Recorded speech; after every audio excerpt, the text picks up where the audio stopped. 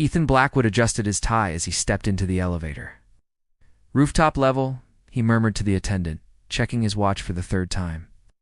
Blind dates weren't his thing, especially ones arranged by his overijger friend James. Being a tech millionaire meant most of his dates saw dollar signs instead of a person. But James had insisted this woman was different. She doesn't even know who you are, James had promised. She's just looking for someone genuine. The elevator doors opened to reveal a glass-enclosed rooftop restaurant, city lights twinkling beyond. That's when he saw her, sitting at a corner. Table brunette hair falling in soft waves, fingers tracing the rim of her water glass, looking simultaneously out of place and perfectly at home. "Olivia Bennett?" he asked, approaching cautiously. She looked up with warm brown eyes that crinkled slightly at the corners when she smiled. "You must be Ethan. Please, sit. I was just admiring the view. It's spectacular." "It is," he agreed, though his eyes hadn't left her face. "Have you been waiting long?" Olivia shook her head, just long enough to wonder if you'd show. "James told me you're not big on blind dates." "Did he mention anything else?" Ethan asked, tension evident in his shoulders. "Just that you're smart and too serious for your own good," she laughed, the sound genuine and unguarded. "And that you work in tech." He relaxed slightly. "That's refreshingly minimal."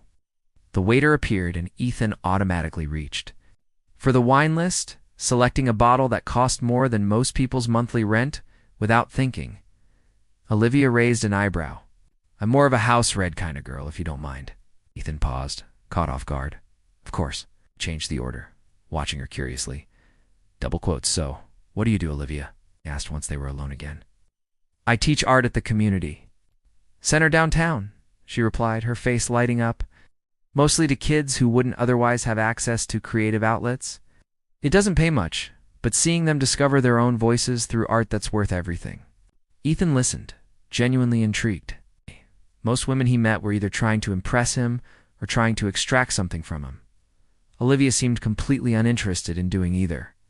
"And what about traveling?" he asked. "Do you get to do much of that? Whenever I can scrape together enough for a plane ticket?" She laughed. "I've been to 12 countries, all on a shoestring budget. My philosophy is, you see more of the real world when you can't afford the tourist version." As dinner progressed, Ethan found himself sharing more than he intended about growing up with distant parents, about building his company from nothing, about the persistent emptiness that success hadn't filled. "It's strange," he admitted, surprising himself with his candor. "Having everything and still feeling like something fundamental is missing." Olivia's expression softened. "Maybe because everything isn't really everything. It's just a particular subset of things society values." When dessert arrived, they'd been talking for nearly 3 hours. Ethan couldn't remember the last time he'd lost track of time like this. "I should probably go," Olivia said, glancing at her watch. "Early class tomorrow." "Let me drive you," Ethan offered immediately. She shook her head. "I'm perfectly fine taking the subway at this hour." "I do it every day," she said with a gentle smile. "But thank you for dinner. It was ... unexpectedly nice." Ethan watched her leave, realizing she hadn't asked for his number or made any mention of seeing him again. For the first time in years, he found himself hoping desperately for a second chance with someone who seemed completely unimpressed by all the things he'd thought mattered. Outside, Olivia pressed her back against the cool brick wall of the building, took a deep breath, and tried to quiet the unexpected flutter in her chest. "This can't happen," she whispered to herself. "Not with someone like him. Not again." Asterisk. 3 days after their blind date, Ethan still couldn't get Olivia out of his mind. Seated in his corner office overlooking the city, he stared at his phone, debating whether to call the number James had reluctantly shared. "Just talk to her," James urged from the doorway. "You haven't stopped thinking about her, have you?" Ethan frowned. "She's different." "That's the point," James laughed. "Normal people don't usually interest you for more than 10 minutes. Finally, Ethan made the call. With her community center. When he arrived, she was already there, helping a young girl with what appeared to be a watercolor painting. "Mr. Winston here is a friend of mine," Olivia explained to the girl. "He's just going to sit with us for a bit, if that's okay." Ethan blinked at the false surname, but played along. When the girl's mother arrived to pick her up, Olivia finally turned her full attention to him. "Winston?" he questioned with a raised eyebrow. "I didn't want to explain who you really are," she said simply. "It complicates things unnecessarily." "And who am I really?" Ethan asked, genuinely curious about her perception. Olivia stirred her tea thoughtfully. "Someone who's used to people wanting things from him. Someone who built walls so high he can't remember what it's like on the other side." The accuracy of her assessment left him momentarily speechless. "I've dated wealthy men before," she continued, her voice growing quieter. "Once. It didn't end well." "What happened?" Ethan asked. Olivia's eyes clouded. "His name was Daniel. He seemed different at first, caring, attentive. Then I discovered he had a bet with his friends about how quickly he could get the poor art teacher to fall for him." Her fingers tightened around her mug. "I was just entertainment. I'm not Daniel," Ethan said firmly. "No, but you live in his world," she countered. "A world where people like me are novelties, not equals." Ethan leaned forward. "Give me a chance." To prove otherwise, against her better judgment, Olivia did. Over the next 3 weeks, they created a rhythm together. Museum visits where Olivia showed him how to truly see art beyond its monetary value. Dinners at hole-in-the-wall restaurants Ethan would never have entered alone. Afternoons in the park, discussing books and dreams and fears, but Ethan was keeping secrets too. He never invited Olivia to his penthouse apartment, never introduced her to his business associates or friends, besides James. He told himself he was protecting her privacy, but deep down, he feared what might happen if these separate worlds collided. One evening, they walked along the riverfront. Olivia stopped suddenly. "Why am I still a secret in your life, Ethan?" Question caught him off guard. "You're not a secret, really. Has anyone besides James even heard my name?" Ethan hesitated too long. "That's what I thought," Olivia said quietly. "You know everything about my apartment, my friends, my students. But I'm not allowed into your real life, am I? It's complicated," Ethan began. "It always is," she interrupted. "I just need to know if I'm making the same mistake twice." That night, alone in his penthouse, Ethan stared at the city below and made a decision. It was time to take down the walls, even if it meant risking everything. He sent a text. "Dinner tomorrow. Want you to meet some people important to me?" Across town, Olivia read the message with mixed emotions. She hadn't told Ethan everything either, like the fact that her ex Daniel wasn't just any wealthy man. He was the son of Regina Blackwell, the woman who sat on the board of Ethan's company, the woman who had warned Olivia, in no uncertain terms, to stay away from her social circle forever. Tomorrow would change everything. One way or another. The restaurant Ethan chose for the dinner party screamed exclusivity. Converted historic mansion with private dining rooms and a 3-month waiting list. Olivia wore her one designer dress, a navy blue number she'd found at a consignment shop. Feeling increasingly like an imposter as the Uber approached the venue, Ethan waited at the entrance, smiled genuine but tight with nervousness. "You look beautiful," he said, taking her hand. "Look out of place," Olivia corrected softly. "But I'm here." Inside, the private room already held 6 people engaged in animated conversation. They fell silent as Ethan and Olivia entered, appraising, gazes sweeping over her. "Everyone, this is Olivia Bennett," Ethan announced, his hand reassuringly at the small of her back. "Olivia, these are some of my closest friends and colleagues." Introductions blurred together, Victoria and her husband Richard, venture capitalists. Nathan, Ethan's chief technology officer, Teresa, head of legal at Ethan's company, and Benjamin, and his wife Diane, old money from what Olivia could gather. Their smiles were polite but evaluating. "So, Olivia," Victoria began once they were seated, "Ethan tells us you're an artist?" "Art teacher, actually," Olivia corrected, "at the downtown community center." "How noble," Victoria replied with a smile that didn't reach her eyes, "though it must be challenging financially." Before Olivia could respond, Richard jumped in. "We should discuss the charity gala, Ethan. Have you decided on your donation amount for this year? The conversation quickly shifted to topics that excluded Olivia's stock portfolios, property investments, vacation homes. She noticed how differently Ethan spoke in this setting, more guarded, more calculated, using industry jargon and referencing. Shared experiences she knew nothing about. Olivia teaches children who have never held a paintbrush before. Ethan suddenly interjected during a lull. She's helping them find their voices through art. The table fell awkwardly silent. That's nice, Diane finally offered. Benjamin's sister runs an arts foundation. Perhaps they could donate some supplies? We don't need charity, Olivia said quietly. We need sustainable funding and recognition that arts education matters. As much as anything else these children learn, Teresa raised an eyebrow. Strong opinions. Informed ones, Olivia replied evenly. Ethan's hand found hers under the table, squeezing gently in support. Something in his eyes had changed pride, perhaps watching her hold her own. After dinner, Benjamin cornered Ethan while Olivia was in the restroom. She's certainly authentic, he said, swirling his scotch. But seriously, Ethan, is this a phase or something real? What if it's real? Ethan challenged. Benjamin shrugged. Then you'd better be prepared for how complicated your life will become. The board, the investors, they expect certain things. When Olivia returned, Ethan suggested they leave early. In the car, silence stretched between them until Olivia finally spoke. They hate me. They don't know you, Ethan corrected. They're afraid of what they don't understand, which is what? People who work for a living instead of watching their money make more money? Ethan sighed. It's more complicated than that. It always is with you, Olivia said, frustration evident. I showed you my world without hesitation.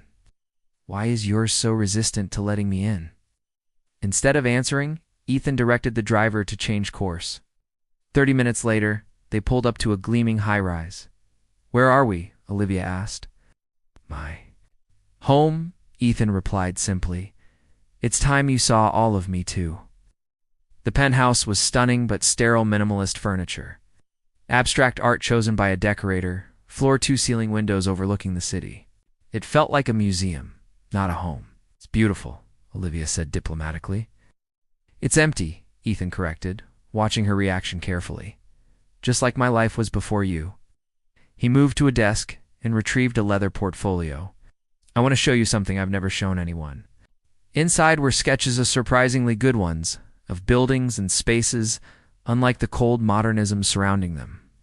These designs were warm, organic, filled with light and natural elements. I wanted to be an architect before my tech startup took off, he explained. These are the spaces I dream about creating someday. Olivia looked up at him with new understanding. We're not so different after all, are we? That night, curled together on Ethan's designer sofa, the walls between their worlds began to crumble. But neither knew that the foundation was about to be tested by a storm brewing just beyond the horizon one. With the power to destroy everything they'd built together, the charity gala was Ethan's idea. Perfect opportunity, he thought too. Bridge Olivia's passion for art education with his world of wealth and influence. The community center needed funding, and his connections could provide it.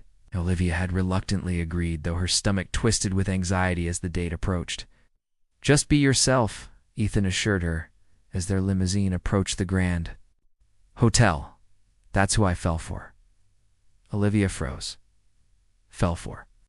Ethan's eyes widened, realizing what he'd admitted. Yes, I've fallen in love with you, Olivia. Before she could respond, the car door opened, and they were swept into a world of designer gowns, flashing cameras and crystal chandeliers. Ethan guided her through the crowd, introducing her proudly to potential donors, his hand never leaving hers. Ethan has told us wonderful things about your program, said an elderly woman dripping in diamonds. We'd love to visit sometime. Olivia was explaining the center's needs when she noticed a familiar figure across the room, Regina Blackwell, immaculate in emerald silk, her cold gaze fixed directly on Olivia. Excuse me, Olivia murmured, slipping away from Ethan to find the restroom. She needed a moment to breathe before the inevitable confrontation, but Regina found her first. Cornering her in a quiet hallway, Miss Bennett. What an unexpected surprise. Olivia lifted her chin. Mrs. Blackwell. I thought I made myself clear after the unfortunate situation with my son, Regina continued, her voice soft but dangerous. Ain't. Our circles don't mix well. I'm not here for your son, Olivia replied evenly. I haven't spoken to Daniel in over 2 years. You've simply moved on to Ethan Blackwood. Ambitious. You don't know anything about us? Regina's smile was razor sharp. I know Ethan is considering a merger that would triple his company's value. I know the other party is extremely traditional about their business partners' personal lives. I know you could cost him everything he's worked for. Olivia felt the blood drain from her face. That's not fair. Fairness is a luxury, my dear. Ethan lives in a world of consequences. Regina placed a manicured hand on Olivia's arm. You truly care for him, you'll end this before he has to. Choose. When Olivia returned to the gala, her face was composed but pale. Ethan immediately sensed something was wrong. What happened? He asked, guiding her to a quiet corner. Nothing. I'm fine. The lie tasted bitter. Actually, I'm feeling unwell. Would you mind if we left early? In the safety of the car, Ethan turned to her. Now tell me what really happened. Olivia took a deep breath. I know Regina Blackwell. Ethan's brow furrowed. From where? I dated her son Daniel. 2 years ago, she watched understanding dawn in Ethan's eyes. He hurt me, Ethan, made a game of it. And when I confronted him, Regina made sure I understood my place. Why didn't you tell me? Ethan's voice was unnaturally calm. Because I knew this would happen eventually. You having to choose between me and your world? That's not fair? It's what Regina just reminded me. She mentioned a merger? Ethan's jaw tightened. She had no right. Is it true? Would being with me jeopardize your company? I don't care if it does, Ethan said firmly. But you should, Olivia cried. That company is your life's work. Hundreds of people depend on it. On you. You don't get to decide what matters most to me, Ethan countered, anger finally breaking through. And you don't get to pretend the real world doesn't exist because you fell in love with an art teacher. Olivia's voice cracked. Your world will never fully accept me, Ethan. Tonight proved that. So you're giving up?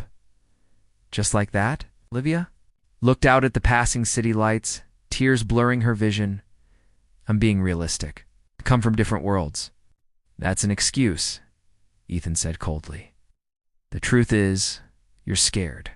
Not of Regina or some merger, but of trusting that what we have is strong enough to withstand all of it. When the car stopped at Olivia's apartment building, the silence between them was deafening. I need time, Olivia finally whispered. Ethan nodded stiffly. Take all the time you need. But no, I've spent my entire life building walls and keeping people at a distance. You're the only one who made me want to tear them down. Not worth fighting for? I don't know what is. As she watched the limousine pull away, Olivia realized she was at a crossroads. She could walk away now, protect herself from inevitable heartbreak.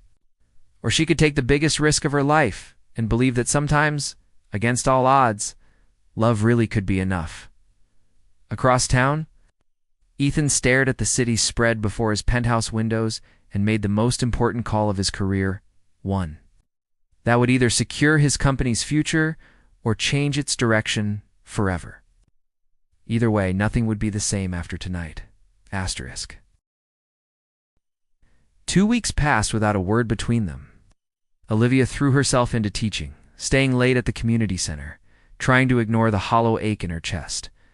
Ethan buried himself in work, holding marathon meetings about the merger, refusing. To think about the empty space beside him each night, it was James who finally intervened.